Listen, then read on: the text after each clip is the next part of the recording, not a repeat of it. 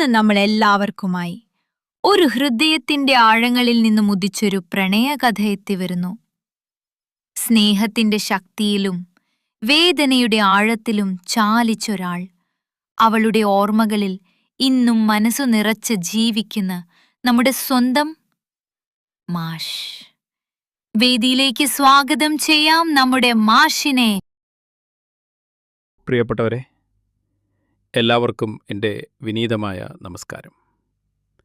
ഇന്ന് നമ്മൾ സംസാരിക്കുന്നത് മനുഷ്യൻ്റെ ഹൃദയത്തെ ഏറ്റവും കൂടുതൽ സ്വാധീനിക്കുന്ന ഒരു വികാരത്തെക്കുറിച്ചാണ്. പ്രണയം. എത്ര പറഞ്ഞാലും തീരാത്ത, എത്ര കേട്ടാലും മതിവരാത്ത ഒരു വിഷയമാണത്. പ്രണയമെന്ന വാക്ക് കേൾക്കുമ്പോൾ ഒരു പുരുഷനും സ്ത്രീയും തമ്മിലുള്ള ബന്ധം മാത്രമാണ് പലപ്പോഴും നമ്മുടെ മനസ്സിലേക്ക് വരുന്നത്. എങ്കിലും പ്രണയം അതിനും അപ്പുറമാണ്. പ്രപഞ്ചം മുഴുവൻ നിറഞ്ഞു നിൽക്കുന്ന ഒരു ശക്തിയാണത്. ഒരു അമ്മയ്ക്ക് കുഞ്ഞിനോടുള്ള സ്നേഹം, ഒരു സുഹൃത്തിന് മറ്റൊരു സുഹൃത്തിനോടുള്ള സ്നേഹം, സഹോദരങ്ങൾ തമ്മിലുള്ള സ്നേഹം, പ്രകൃതിയോടുള്ള സ്നേഹം, ദൈവത്തോടുള്ള സ്നേഹം, ഇവയെല്ലാം പ്രണയത്തിൻ്റെ വിവിധ ഭാവങ്ങളാണ്. ആഴക്കടലിനേക്കാൾ ആഴമുള്ള പ്രണയം. പ്രണയത്തിൻ്റെ ആഴമളക്കാൻ ഒരു അളവുകോലുമില്ല. അത് ഒരു മഹാസമുദ്രം പോലെയാണ്. മുകളിലേക്ക് നോക്കുമ്പോൾ ശാന്തമായി തോന്നാമെങ്കിലും അതിൻ്റെ ആഴങ്ങളിൽ ഒളിഞ്ഞിരിക്കുന്നത് എന്താണെന്ന് നമുക്ക് ഊഹിക്കാൻ പോലും കഴിയില്ല. യഥാർത്ഥ പ്രണയത്തിൽ വാക്കുകൾക്ക് സ്ഥാനമില്ല. രണ്ട് ഹൃദയങ്ങൾ തമ്മിലുള്ള നിശബ്ദമായ സംഭാഷണമാണ് അത്. ഒരു നോട്ടത്തിലൂടെ, ഒരു സ്പർശത്തിലൂടെ പരസ്പരമെല്ലാം മനസ്സിലാക്കാൻ കഴിയും.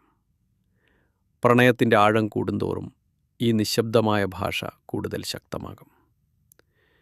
നമ്മൾ പ്രണയിക്കുമ്പോൾ നമ്മുടെ സന്തോഷവും ദുഃഖവുമെല്ലാം മറ്റൊരാളുടേതാകുന്നു.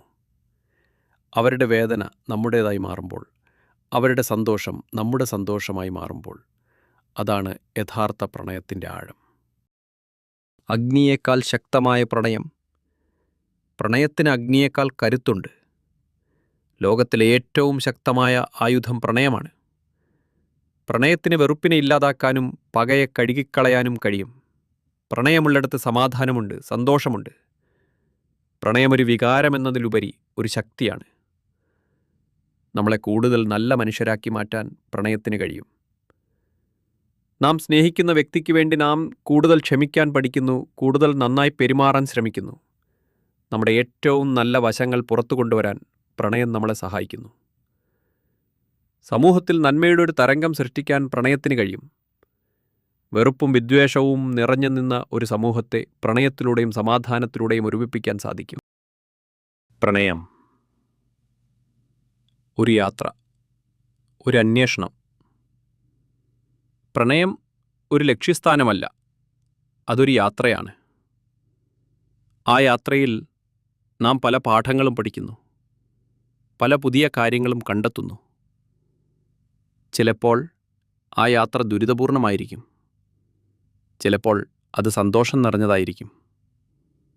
എന്നാൽ ഓരോ യാത്രയിലും നാം കൂടുതൽ ശക്തരാവുകയും കൂടുതൽ നന്നായി പ്രണയിക്കാൻ പഠിക്കുകയും ചെയ്യുന്നു. യഥാർത്ഥ പ്രണയത്തിൽ നാം മറ്റൊരാളെ നമ്മളായിരിക്കാൻ അനുവദിക്കുന്നു. അവരുടെ കുറവുകളെ അംഗീകരിക്കുകയും അവരുടെ ഇഷ്ടങ്ങളെ ബഹുമാനിക്കുകയും ചെയ്യുന്നു.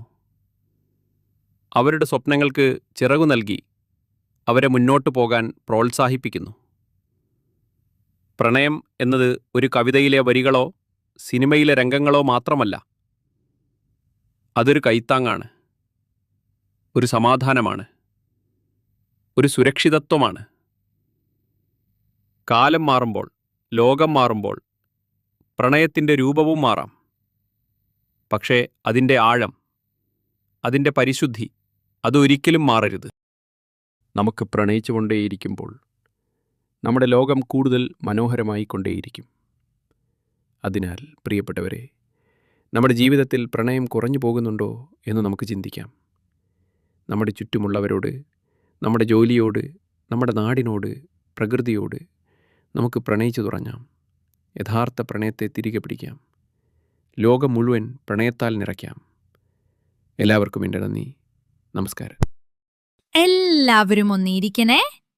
ഇനി നമ്മൾ കേൾക്കാൻ പോകുന്നത് നമ്മുടെ മാഷിന്റെ ഒരു ജീവൻ പോലെ സ്നേഹിച്ച അവളെക്കുറിച്ചുള്ള ഒരു സ്നേഹകഥ. ഇത് മാഷിന്റെ വാക്കുകൾ മാത്രമല്ല, ഇത് ഒരു ആത്മാവ് പ്രണയം പറയുന്ന നിമിഷമാണ്. എൻ്റെ ഹൃദയത്തിൻ്റെ അരികിൽ പുഞ്ചിരിച്ചുകൊണ്ട് മറച്ചുവെച്ച ആ പ്രണയം ഇന്ന് ഇവിടെ നിങ്ങൾക്കായി ഞാൻ തുറന്നു പറയട്ടെ. അവൾ എനിക്കെല്ലാമായിരുന്നു. ഒരു ശ്വാസം പോലെ, ഒരു ഹൃദയസ്പന്ദനം പോലെ. ഞാൻ ഉണരുന്ന ഓരോ രാവിലും അവളുടെ ശബ്ദം എൻ്റെ മനസ്സിൽ ആലാപനമായിരുന്നു. അവളുടെ കണ്ണുകളിലേക്കൊരിക്കൽ നോക്കിയാൽ മനസ്സിനെ മുഴുവൻ വെളിച്ചം നിറക്കുന്ന പോലെ ഒരു ആഴം, ഒരു അനന്തത, ഒരു അനുഗ്രഹം ഞാൻ അവിടെ കാണാറായിരുന്നു. ഞാൻ അവളെ സ്നേഹിച്ചു എന്ന വാക്കുകൾ ആ സ്നേഹത്തിൻ്റെ അർത്ഥം പൂർണ്ണമായി വിവരിക്കില്ല. ഞാൻ അവളിൽ ജീവിച്ചു. അവളെ ഞാൻ കണ്ടുപിടിച്ചില്ല, അവളിൽ ഞാൻ ഉണ്ടായിരുന്നു. അവൾക്ക് ഞാൻ ഒരു കുഞ്ഞിനെ പോലെ ഭക്ഷണം വാരി കൊടുക്കുമായിരുന്നു. പുറത്ത് കടയ്ക്ക് പോവേണ്ടി വന്നാലും അവളെ പിരിഞ്ഞ് 5 മിനിറ്റ് നടന്നാൽ പോലും എൻ്റെ ഉള്ളിൽ മുഴുവൻ ശൂന്യത നിറഞ്ഞു. ഒരു വേദന, ശബ്ദമില്ലാതെ പുകയുന്ന ഒരു നിലാവ് പോലെ കുളിർമയുള്ള വേദന. ഒറ്റക്കാവുന്ന ഓരോ നിമിഷവും അവളില്ലായ്മ എന്നെ തൊട്ടുണർത്തുമ്പോൾ ഞാൻ ശരിക്കും ഭ്രാന്തനായിരുന്നു. അങ്ങനെയായിരുന്നു ഞാൻ. അങ്ങനെയായിരുന്നു എൻ്റെ പ്രണയം. എൻ്റെ പ്രണയത്തെ, അതിനെ ഞാൻ പിന്നെ താങ്ങി നിർത്താനാവാതെ പോയത് മാത്രമാണ്. എൻ്റെ സ്നേഹത്തിൻ്റെ ആഴം അവളെ ഭരിക്കാൻ തുടങ്ങി. അവളെ ഞാൻ അളവ് കടന്നോ എന്നവൾക്ക് തോന്നി. ഞാൻ അവളെ കുഞ്ഞിനെ പോലെ കരുതിയപ്പോൾ അവൾക്ക് തോന്നിയിരിക്കാം ഞാനൊരു ചെറിയ കുട്ടിയാണോ എന്ന്. എൻ്റെ സ്നേഹം അവൾക്കായിരുന്നു ഒരച്ഛൻ്റെ സ്നേഹം, ഒരമ്മയുടെയും സ്നേഹം, ഒരു സഹോദരൻ്റെ സ്നേഹം, ഒരു ജ്യേഷ്ഠത്തിയുടെയും അനിയത്തിയുടെയും സ്നേഹം, പിന്നെ എൻ്റെ ഹൃദയം നിറഞ്ഞ സ്നേഹം. ഇങ്ങനെയെല്ലാം ഞാൻ സ്നേഹിക്കാൻ തുടങ്ങിയപ്പോൾ, ഈ സ്നേഹമെല്ലാം ചേർന്നപ്പോൾ അവൾ ഒരു ദിവസം പോയി അവളുടെ വീട്ടിലോട്ട്. ഞാനിവിടെ ഒറ്റയ്ക്കായി. എനിക്ക് കൂട്ടിന് എന്നിലുള്ള പ്രണയവും. എന്നാലും ഞാൻ ഇപ്പോഴും അവളെ സ്നേഹിക്കുന്നു. അതാണ് എൻ്റെ സ്നേഹം. നിറഞ്ഞൊഴുകുന്ന, തടയാനാകാത്ത സ്നേഹം.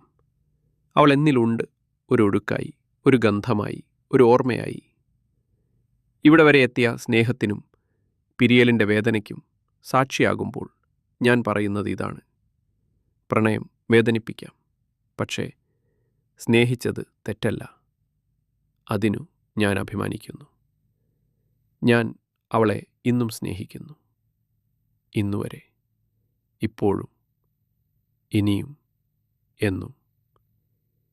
സ്നേഹിക്കാൻ എനിക്കാരുടെയും അനുവാദം വേണ്ട. ഒരു ആത്മാവിൻ്റെ പ്രണയം, എന്നെ മുന്നോട്ട് നയിക്കുന്ന പ്രണയം. മാഷ് പറഞ്ഞത് വാക്കുകളല്ല, ഹൃദയത്തിന്റെ ഉള്ളിലേക്ക് ഒഴുകിയ ഒരു മരണമില്ലാത്ത പ്രണയമൊഴിയായിരുന്നു. അവളുടെ ഓർമ്മകളിൽ ഇന്നും മനസ്സ് നിറച്ച് ജീവിക്കുന്ന നമ്മുടെ സ്വന്തം മാഷ്